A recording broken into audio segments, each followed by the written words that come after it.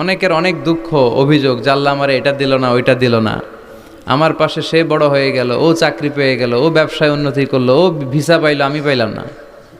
আফসোস, ও আফসোস করতে করতে মরবে, ঠিক কি না? আর প্রশংসা যে করবে তাকে নেয়ামতের বাড়ি ধারা আরো বাড়িয়ে দিবে কে? এজন্য আফসোস করব না প্রশংসা করব? অভিযোগ করব না শুকরিয়া করব? আল্লাহ অনেক দিয়েছে, ঠিক কি না?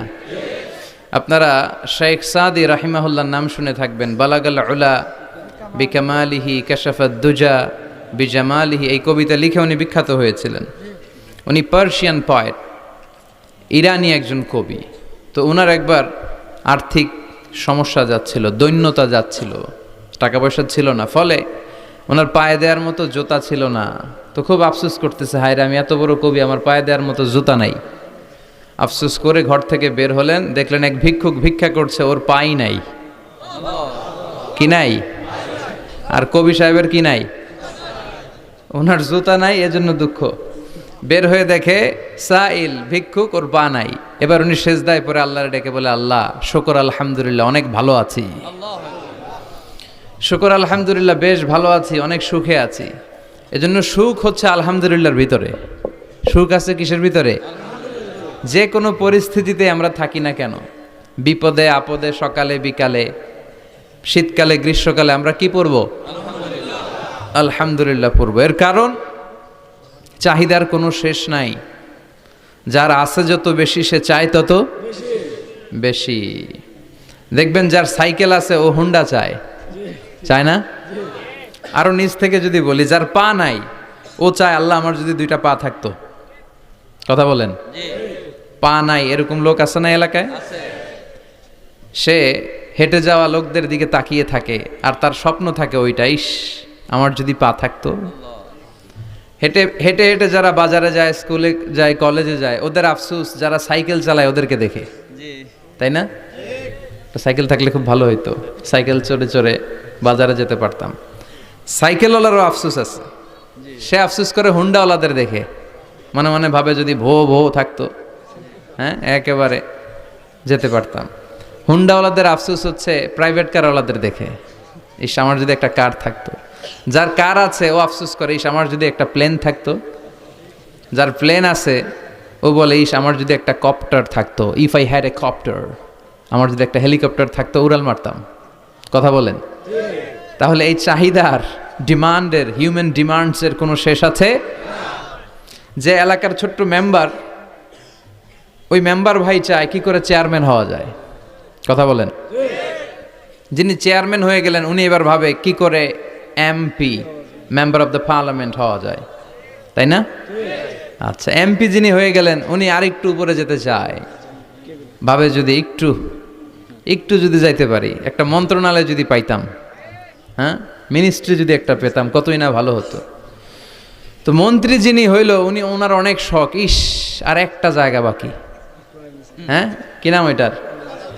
PM, prime minister. কিন্তু এই দেশে অসম্ভব। কথা বলেন। এই দেশে প্রাইম মিনিস্টার হওয়া যাবে? এক দুজন এদের মধ্যে ধাক্কাধাক্কি, এবং ওনাদেরকে মেনে নিতে হবে। আপনি বাঁচেন আর মরেন, ওনারাই প্রাইম মিনিস্টার। কথা বলেন।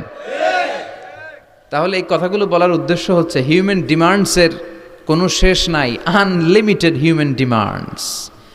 এজন্য বিশ্বনবী বললেন, লাউ আন্না লিকুল্লি ইবনি আদামা ওয়াদিয়ান মিন যাহাব আহাব্বা আইয়াকুনা লাহু ওয়াদিয়ান ওয়া লা ইয়ামলা আফাহু ইল্লা তুরাব। আল্লাহ বলেন, এই বনি আদমের প্রত্যেককে যদি একটা করে স্বর্ণের পাহাড়ের মালিক বানিয়ে দেয়া হয়। কিসের পাহাড় দেখছেন জীবনে? আচ্ছা, স্বর্ণের পাহাড়ের যদি মালিক বানিয়ে দেয়া হয়, আহাব্বা আইয়াকুনা লাহু ওয়াদিয়ান, একটা করে স্বর্ণের পাহাড়ের মালিক বানিয়ে দিলেও সে চাইবে কিভাবে আরো একটা স্বর্ণের পাহাড়ের মালিক হওয়া যায়। আচ্ছা, একটু বুঝে শুনে উত্তর করবেন। একটা স্বর্ণের পাহাড়ের মালিক যদি আমি হই, শুধু আমি কেন, আমার 14 পুরুষ এটারে বিক্রি করে খেলেও কি শেষ করতে পারবো? তো আমার আরেকটা লাগবে কেন? আরেকটা দিয়ে আমি কি করব? স্বভাব। বিশ্বনবী বললেন, সবশেষে হাদিসের শেষাংশে বললেন, ওয়া লা ইয়ামলা আফাহু ইল্লা তুরাব, কবরের মাটি ছাড়া কোনো কিছুই মানুষের এই জিহ্বাটারে থামাতে পারবে না। চিৎকার করে বলেন ঠিক কিনা? এজন্য যার আছে বেশি ও চায় বেশি, এই ডিমান্ডটারে একটু কমাতে হবে, আল্লাহর কাছে শুকরিয়া করতে হবে। অর্থের প্রয়োজন আছে, কিন্তু এটার হৃদয়ে স্থান দেয়া যাবে না। এটা হাতে আসবে আবার চলে যাবে, ঠিক কিনা? হৃদয়ে স্থান থাকবে কার? যাদের হৃদয়ে আছে আল্লাহর ভয়, তারা কভু পথ ভুলে যায় না। আল্লাহর প্রেম ছাড়া এই দুনিয়ায় কারো কাছে কোনো কিছু চায় না, ঠিক কিনা? মুমিনের হৃদয়ে দরদ ভালোবাসা থাকবে একজনের জন্য। চিল্লায় বলেন তো তিনি কে? এজন্য আমরা যেন শুকরিয়া করি, আমরা যেন অভিযোগ না করি। দেখেন, আমরা যদি জিজ্ঞেস করি ভাই আপনি কি চান, কি লাগবে আপনার, কার কি লাগবে, একজন বলবে আমি এটা চাই, আমার এটা নাই, আমি ওইটা চাই, ওইটা চাই, কত কিছু লাগবে আমাদের।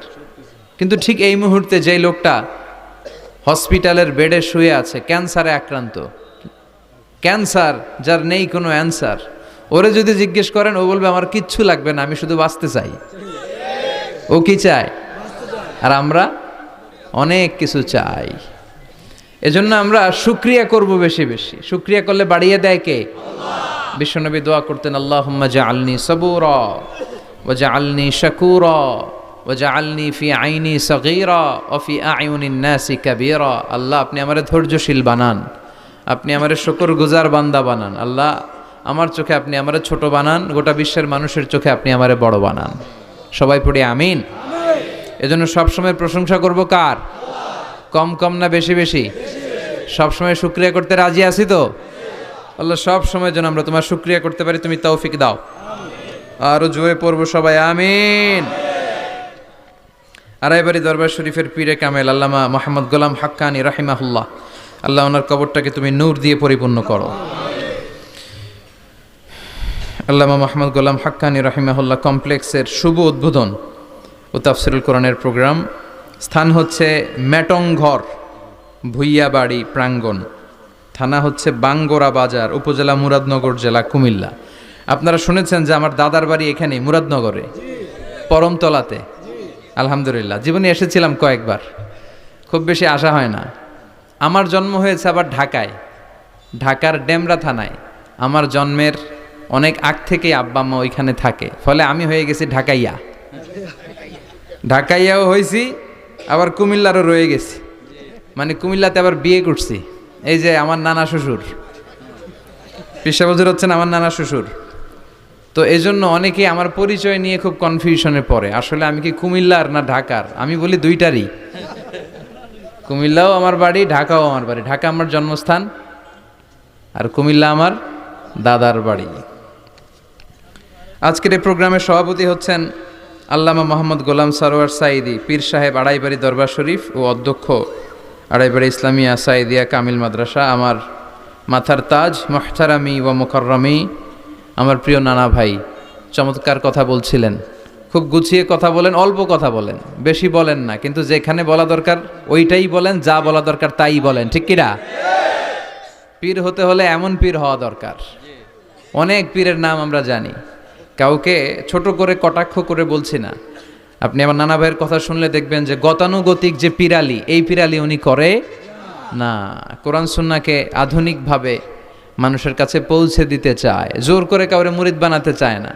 ওনার কাছে মুরিদ হতে আসলেও উনি বানাইতে চায় না, আগে অন টেস্ট করে, পরীক্ষায় রাখে যে আপনি এই বাজে অভ্যাসগুলো ছাড়তে পারবেন কিনা, এগুলো করতে পারবেন কিনা। এবং নানা ভাই মনে করে ওনার হাতে হাত রেখে কেউ বায়াত হওয়া মানে ওনার রেসপন্সিবিলিটি অনেক বেড়ে গেল। উনি এই রেসপন্সিবিলিটি থেকে মুক্তি চায়, উনি বানাতে চায় না। তো এইরকম পীর থাকার দরকার আছে না নাই? যিনি আল্লাহর ভয়ে সব সময় তটস্থ থাকে। আল্লাহ তুমি আমার নানা ভাইকে ইসলামের জন্য কবুল করো, কোরআনের জন্য কবুল করো, নেক হায়াত দারাজ করো। কোরআন সুন্নাহর কথাগুলো তিনি যেমনভাবে প্রকাশ করে যাচ্ছেন, আমরণ যেন আপসহীনভাবে কোরআন সুন্নাহর কথা প্রকাশ করতে পারে। আল্লাহ তুমি তৌফিক দাও। আল্লাহর কাছে কামনা করছি যে অল্প কিছু সময় আমরা কথা শুনবো, সরাসরি কোরআন থেকে শুনবো, পড়ি ইনশাআল্লাহ। কোরআন থেকে কথা শোনার সবচেয়ে বড় একটা ফজিলত হচ্ছে এই কথার মধ্যে কোনো গোজামিল নাই, কোনো ভুল নাই, কোনো সন্দেহ নাই। চিল্লায় বলেন ঠিক কিনা? এবং কেউ কি এই কোরআনের ব্যাপারে কোনো সন্দেহ, কোনো ভুল, কোনো ইনকনসিস্টেন্সি প্রমাণ দিতে পেরেছে? পারে নাই, পারবেও না। This is the book war of there is no doubt.